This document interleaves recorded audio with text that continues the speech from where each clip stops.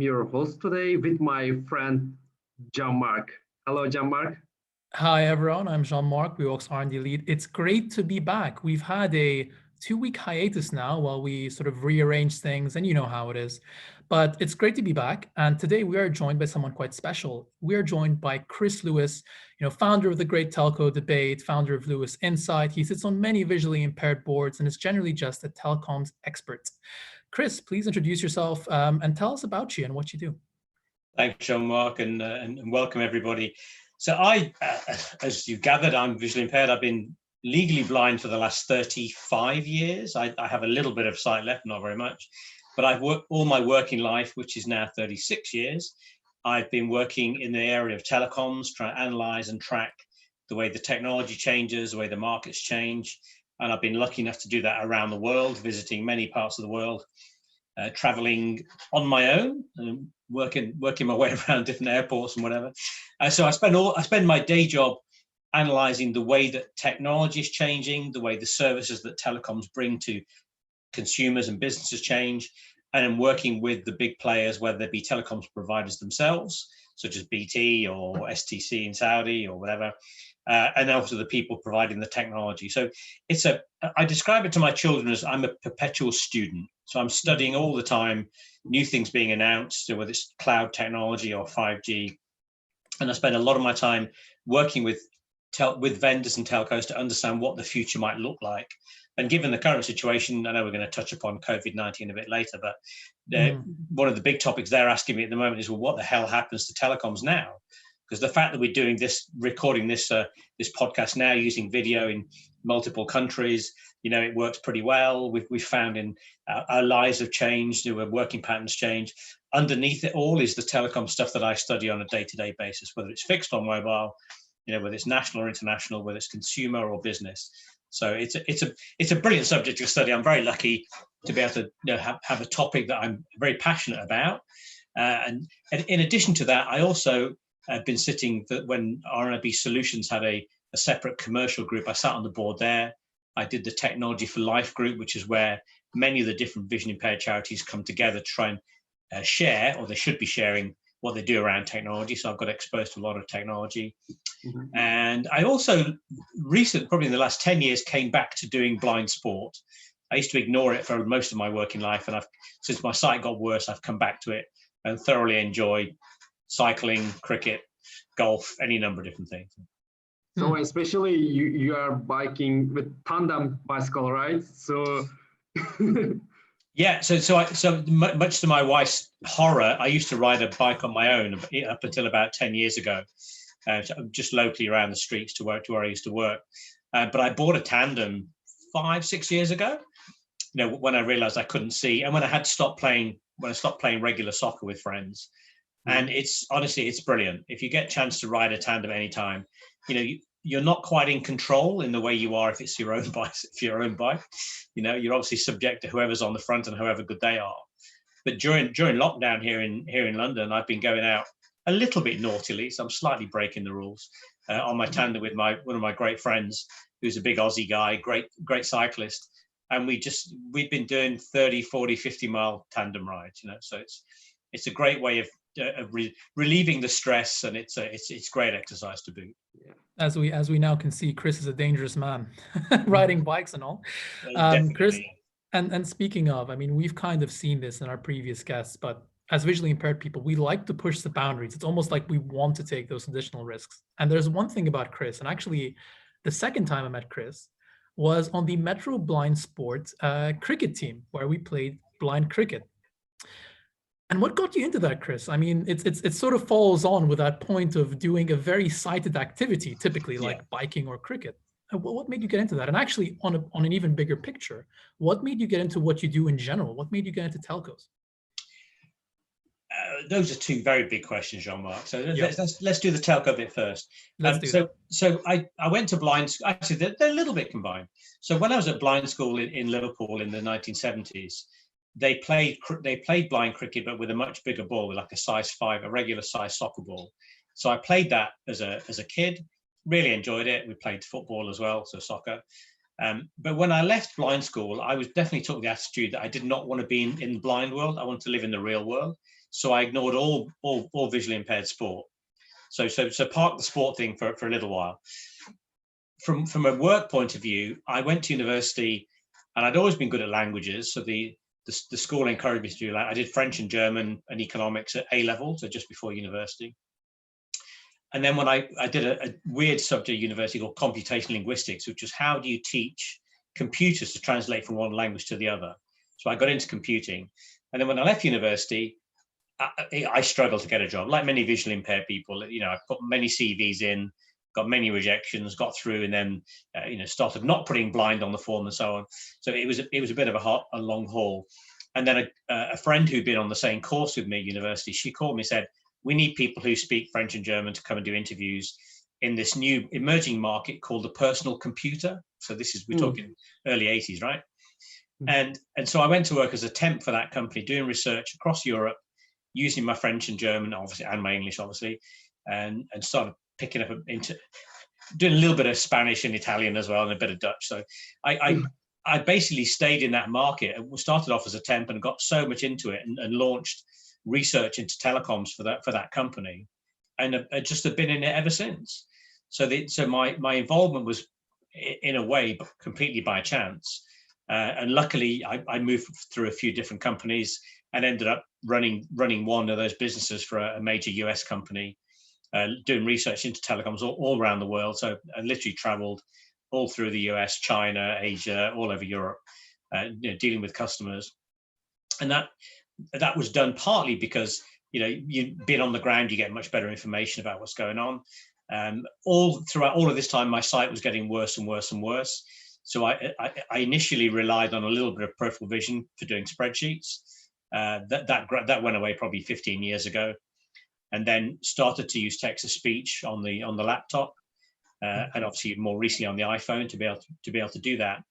And then when my sight got so bad that I could no longer play football with my friends, which I was doing up until probably 10, 15 years ago, then I actually heard an interview with Hassan Khan and the guys that are running the Metro cricket team, and thought, you know what, I really enjoyed it when I was a kid. Let me have a go again. So 10 years ago, I like usual, Mark, went back and joined one of those Lord's coaching sessions and actually just loved it. Not lost it. I've always had a great enthusiasm for sport as a whole, but the fact that you can compete in a game, obviously modified for visually impaired people, but it's just a lot of fun. Batting, bowling, fielding, it's got everything going for it. It's got stress, it's got tension. You get a bit of antagonism between the teams. So I think as a blind sport, it's probably one of my favorites. Exactly. And that's a really important point that I want to mention to all our viewers. I mean, sport is extremely important just in general, you getting exercise, getting out and about. But blind sports, I mean, I was in the trap where I actually didn't know they existed, because coming in, as a university student, I was busy. I didn't really have time to experience these things. You kind of have to go out and find out for yourself as a visually impaired person. That's something. Well, there's a problem. We're certainly in the UK at the moment where I went to a specialist school from the age of 11, and therefore you start to play sport with the other visually impaired people, and there's a variety of conditions. So you see how a team gets built up. Now, the problem these days is that many people don't go into those specialist schools. They go into regular education where there's no specialist sport for them. So they often don't get to do any sport. So that's why they're not aware of it. Exactly. So it's organizations like Metro that really bring it out. And in fact, my younger brother, who has the same eye condition, he lives up in Derby in the Midlands. He actually set up a local team in Derby where there was no team at all. And, he's had parents come crying to him saying, I cannot thank you enough. You've got my daughter out. She's playing games. She would never have gone out before. In fact, this one girl actually now plays for the England women's team as well. From nothing, I think it gives people confidence. Whereas I guess you and I are lucky. We have confidence from having done our mainstream jobs. So we're doing stuff day in, day out. That gives us confidence. But this, especially for those who don't work, and we know that the vast majority of visually impaired don't work. This is a way of giving people confidence, which. You've seen the growth in the Paralympics. I was lucky enough to train for my two guide dog people I trained with the guide dogs. One's on his third, one's on his fourth dog. The first one was a Paralympic swimmer in the 1970s, and the second one is Chris Holmes, who won 9 gold medals in Barcelona in '84. So there's some, you can now, if you're good at sport, so there's the fun participation side, build your confidence up. If you're really good at it, you can end up going to the Olympics. It's like, so in some ways, I sort of kicked myself saying, why didn't I stay doing blind sport? Of course, I could have gone to the Olympics. No, for sure. And that's a really interesting point. The fact that if you don't go to a specialist school and if you're not introduced to blind sports, it can almost put you off sports. I mean, I remember when I went to my school for normally sighted people, I played football and I was like, this is just unfair because I was on an unlevel playing field from the get-go. But I can't recommend it enough. I mean, for us in the UK, we have Metro Blind Sport. It is extraordinarily fun because it's the first time you can play sport and just feel like it's fair. Like you feel like it's your sportsmanship and your just fitness that's not holding you back. It's not your sight or something that you cannot control. So highly recommend that. And by the way, so interestingly, so Metro is just London, yeah? So Metro is a London. It is. Metro Blind Sport is London. Yep. And around the rest of the country, what's quite interesting with thinking about cricket is a lot of the other teams around the country are associated with the professional cricket teams. Mm-hmm. So if you're in Surrey or Durham or Lancashire, then there is an association with it. So that they do get people come in from those professional teams to help sometimes with the coaching. Some of them are nothing to do with those teams, but it's quite interesting. Sometimes it's to do with in Berkshire, for example, it's the local blind society that really supports that and drives that. In other countries, in other parts of the country, it's very different. So countries are very different. I was listening to a podcast the other day about a lady who plays for the Pakistani women's team, who said they were like choosing from 500 visually impaired people in Pakistan, and how they were taken off to a boot camp and they were 5 a.m. till 6 p.m. training every day to get them up to speed for a World Cup match. It's like, so sometimes it's a big national association, sometimes it's the cricket, hierarchy itself.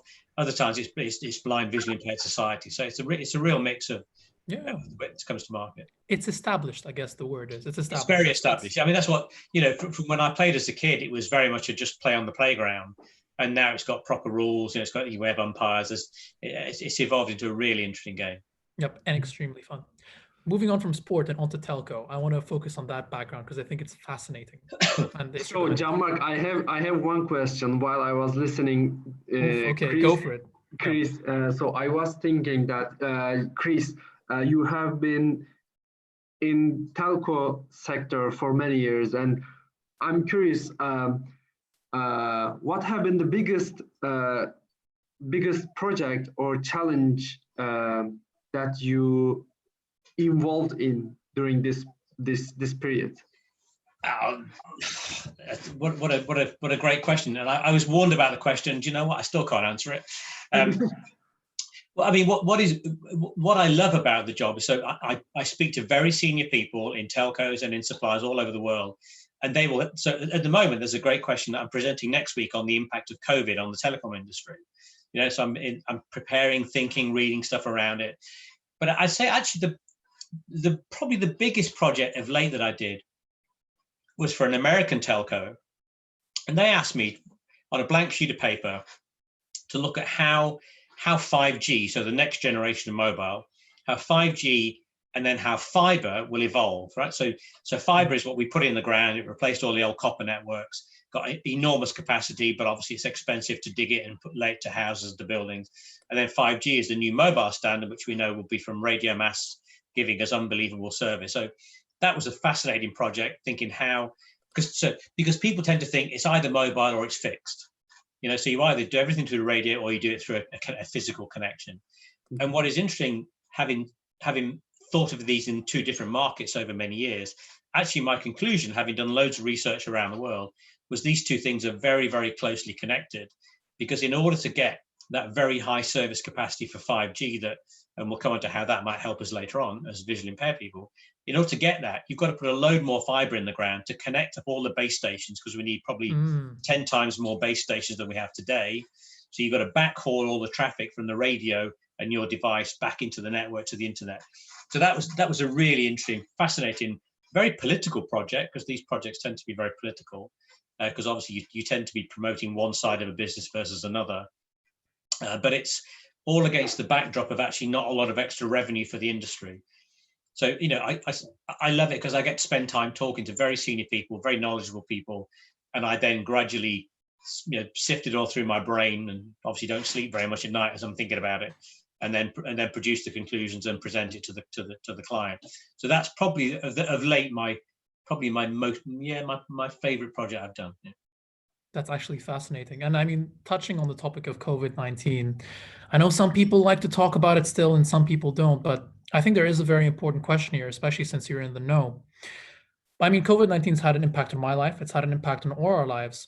How do you envision COVID-19 will have an impact on the visually impaired and telco? I mean, specifically based on those two factors. Well, so first of all, let me just comment on from my own point of view how it's shaped my life recently. Now, I set up my own business in West London. Chris, also, before your answer, in recent days, I am also reading some different articles from different countries. They were all saying that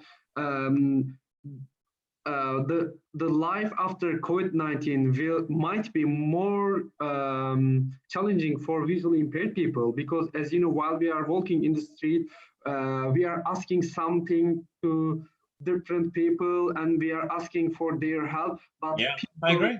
Yeah. Help us or answering the questions, etc. So that's why this question is so important. It's a very, so as I say, from personal impact, because I run my business from here in my home, in the garden in my home, actually, in some ways, it's not changed a lot. Obviously, I'm not traveling because there's been no traveling. I don't go to the gym, which I love going to the gym. So luckily, my tandem riding has sort of replaced that. But because I have a guide dog now, I do it's actually making me go out and do longer walks. And what is interesting is that a lot of the visually impaired people here certainly have had some issues with getting to shops and been helped in shops or getting deliveries done. But actually, I'm very lucky in the neighborhood I live in. I just go to the front of the queue with my guide dog and say, "Excuse me, could someone help me?" And they nearly always do. Mm-hmm. So I think actually, and it takes us back to that previous point about confidence. If you have the confidence to do it and you ask it in a nice enough way, most people are going to help you. So yeah. I think there's that side of it.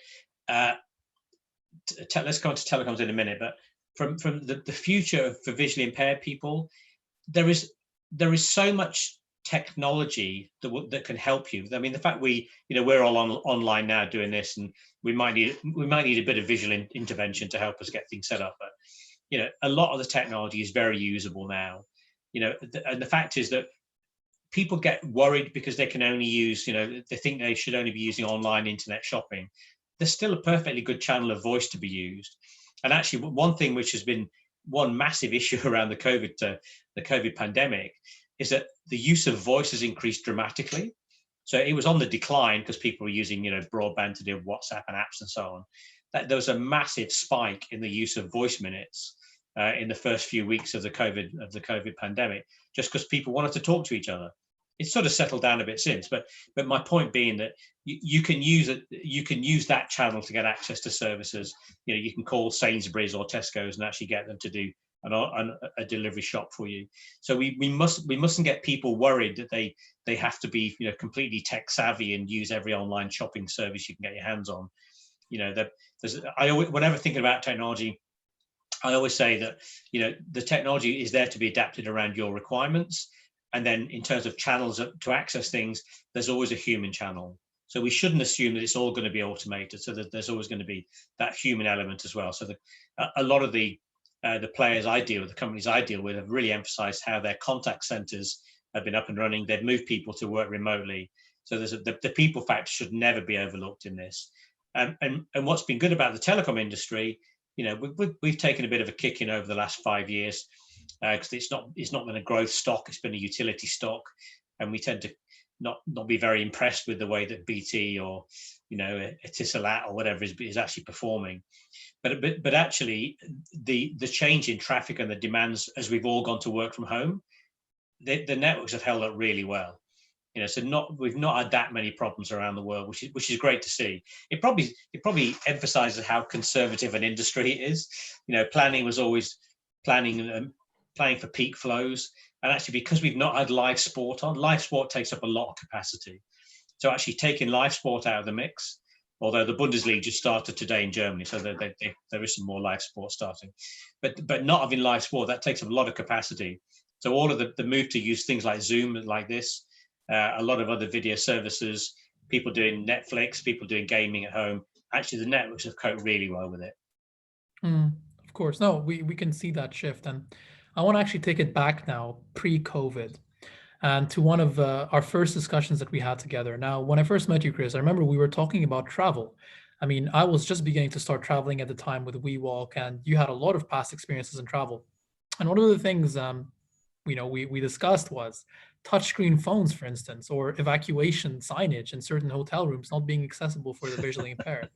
So back in the day when you were traveling, can you tell us about some of your accessibility experiences, some of the best, some of the worst, just interesting accessibility experiences, and how you got around them, what accessibility tools you used, to make sure you can still get around independently? I mean, I think the arrival of the iPhone with its built-in voice-over accessibility has been an absolute godsend. That the ability to, both with specialist apps like Seeing AI or TapTapSee, which scan and recognize things for you, that's been great. I don't use it that much when I'm out and about, to be honest, but they're there. And then regular apps like Google Maps or Blind Square is another specialist one to tell you where you might be. But travel is a really strange thing. So I would say that most of my travel has been international. So I'm here from in West London. I get a cab to the airport. I know where to go and check in at the airport. They take me into a lounge. They then put me on a plane. They then feed me and give me a drink or whatever on the plane. They then take me off a plane, put me in a taxi. I go to a hotel where other people then look after me and then take me to meetings. So actually, having to find things, in many ways is not that difficult as long as you're willing to ask and as long as you're willing to use the technology to get in touch with people. So I'm always very conscious of having people's phone numbers or have people on WhatsApp, whenever I need help when I go into to a particular place. And actually, in the last few years, as my site's got much worse, a lot of the clients that I go to meetings with will actually allocate somebody to look after me. So for example, I was in Shenzhen in China this time last year, and Huawei actually allocated somebody to say, look, Chris, they're with you the whole time you're here. Just call them. If you need to take it to a meeting, they'll look after you. They'll get into the meeting. They'll wait for you to take it, which is brilliant because that just takes the stress out of the whole thing. So I think there are the stress points tend to be when you get into a taxi on your own, hoping the taxi driver is not going to rip you off and drop you in the wrong place, which has happened. In hotels, I think that I'm astonished, to your point about evacuation situations. I can count on one hand the number of times I've been told how to get out of a hotel when I've been shown to my room. Now, and if you think, I've been traveling for the last 35 years, probably once or twice a month somewhere in the world, that tells you how small a percentage that is.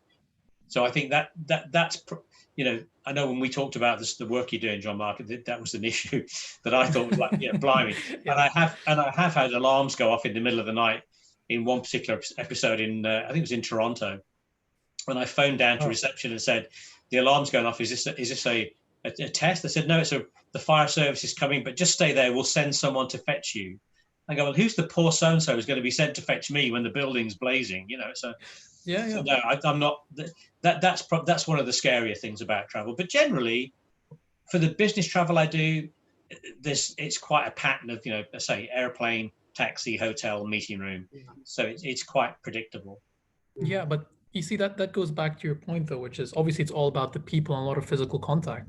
But I mean, especially now post-COVID, given that physical contact is going to be reduced, so when people are going to travel, there are going to be additional considerations.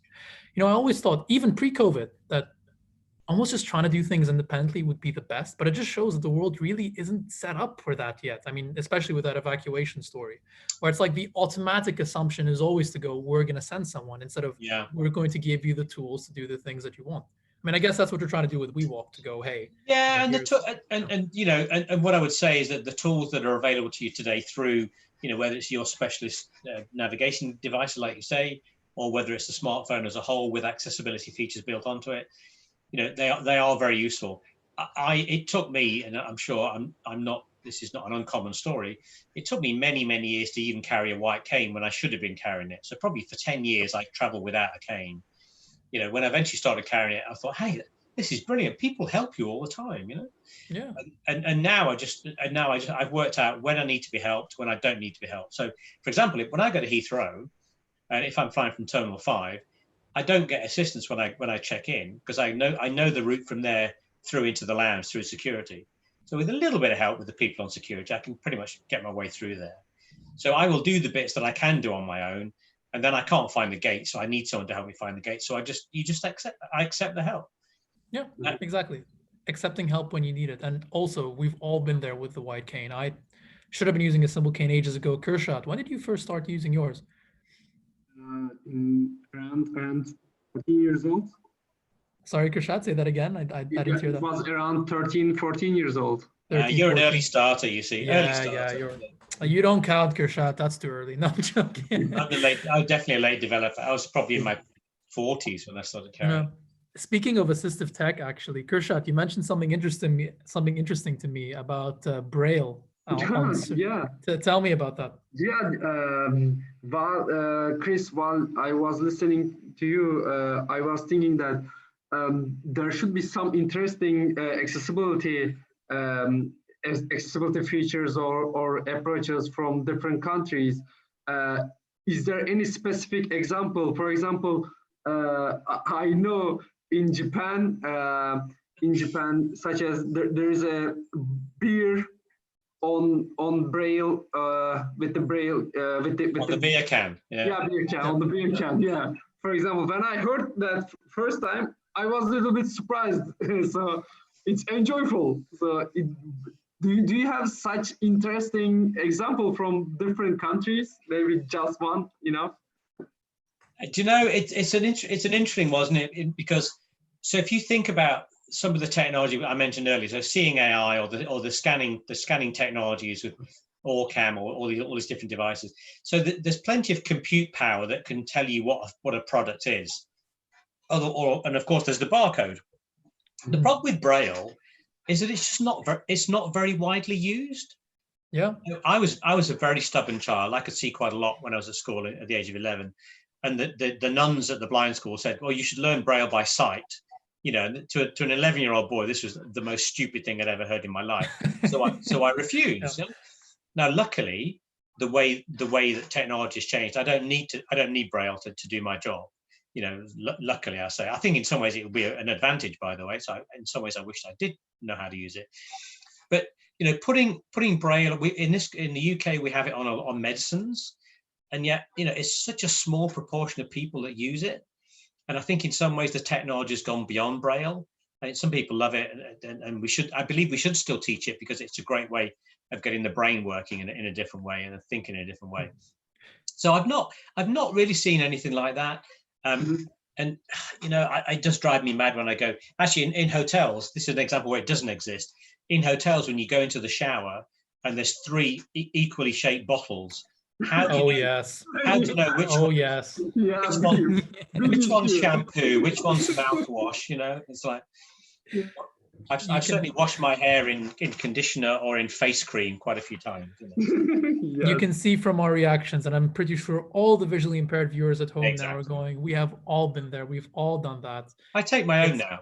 I tend to take your own. Exactly. And if it's a really nice hotel, then I bring it back for my wife anyway. So. Always make use of it. I have to point on the Braille thing, actually. We did notice something quite interesting here. From the number of customers we've spoken to and just the general events we carry out, we tend to see that the older generation, people with macular degeneration, people that sort of tend to get their visual impairments at a later age, those tend to actually use Braille the most because they didn't have technology back in the day. And they had to use that. Now that brings up an interesting divide. You almost have 2 parties here, for people that might need to use medication, for instance. You have the very tech-savvy youth, for instance. And then you have the older generation who tend to be a little bit more hesitant to technology. I know it's a very big generalization and it's not necessarily always true, but that's just a general, thing we've noticed. So you kind of have to have that backup Braille just in case like one person out of 10,000 might, not have access to the right technology to use it. You do. So I do still say it's important. No, I think it is important. I think from a learning for brain power, I think it's a great thing to have. I'm very jealous of people who can read Braille when running conferences or doing things like this, where they could be reading Braille notes, underneath the angle of the camera, to feed in. Whereas when I run a conference or 2 every year, and I have an earpiece in with people sending me WhatsApp messages, so you're getting an audible message coming in while you're also listening to people what they're saying on stage or what people are saying over a microphone and so on. So It's a good skill to teach. And of course, tech-wise, you can now get Braille displays that come off your iPhone or off laptops, and so much better than the old systems. Yeah, and it's also, as you said, it's really cool, and it's a much more elegant solution. I mean, I still rely on my low vision, as all low vision people do, more or less. And I'm not sure if people might have noticed me in this discussion, but I would sometimes go like this onto my screen, and it's just, if I could read Braille, that would not even be an issue. So. Yeah. That's the conclusion. Everyone should go out and read Braille from our viewers. I think, you know what? In some ways, it's another scary thing. It's like learning another language. You know, it really is another language. So, but I think I think kids coming through school tend not to learn it because, once again, they're in mainstream school, so that they're not going to get exposed to Braille. And of course, you know, the iPad is such a great tool for getting access to information, and we know with the voiceover on that, you know, it's so much easier for the kids. Yeah, exactly. And looking at the future, and on that note, it's been an absolute pleasure, Chris. I mean, I've really enjoyed this discussion. It's been very interesting. You're actually the first person specific to telcos that we've had. I mean, granted, we've had only 4 people before, but it's definitely given us a new perspective, especially with blind sport. I mean, I highly recommend anyone that's listening to just check your local councils if you're in the UK or anywhere else, just see what local services are available to you. Obviously, when the whole COVID crisis passes and we get back to normal, hopefully. You should definitely, go out there, and it's a big confidence booster. And again, you get to meet some really great people. Again, that's how. There's a great variety of sport. You know, I think it did make me laugh that the Metro is a great example where they do blind archery, and you have to sort of say, what's the point of blind archery, if you pardon the pun, but it's yep. But people love it, and I said I play golf, not very often, but I do love a round of golf. And bowls, cricket, obviously tandem riding, I'm doing a lot of at the moment. But there's sport for everybody, and it's not, doesn't have to be competitive. It can be pure. I mean, tennis is probably one of the fastest growing sports for visually impaired. That's, there's tournaments all over the country here in the UK. And I mean, it was invented in Japan. Did you know that? The blind tennis was invented in Japan. So that's growing. I know we've been to, some of the guys have been to international tournaments recently. But one of the comments, just to finish off on the technology side. So one of the things about 5G, when it really kicks in, and by the way, it's not really here now, whatever anyone tells you, it's coming in a few years' time in reality. But 5G will give you much denser networks, will give you much more accurate information. And so in the way that we struggle with GPS at the moment, where GPS current generation is about roughly 10 square meters, something like that. We'll get, the next generation will get much more accurate information, which of course is great for people like you and I trying to get around, because it will tell us when there's a bollard in the middle of the pavement, so to avoid the bollard, or a tree or whatever it is. So, and that information and the speed of information being sent to you, whether it's in your ear or through tactile, haptic feedback, that should get better and better and better. So as long as the device manufacturers and the peripheral people are in tune with this, and there's no reason to think that Apple won't keep producing voiceover, and Samsung won't keep producing talkback.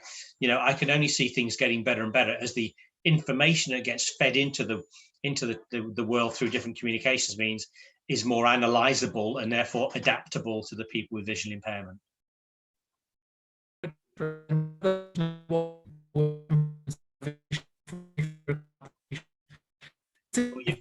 You've gone a bit wobbly.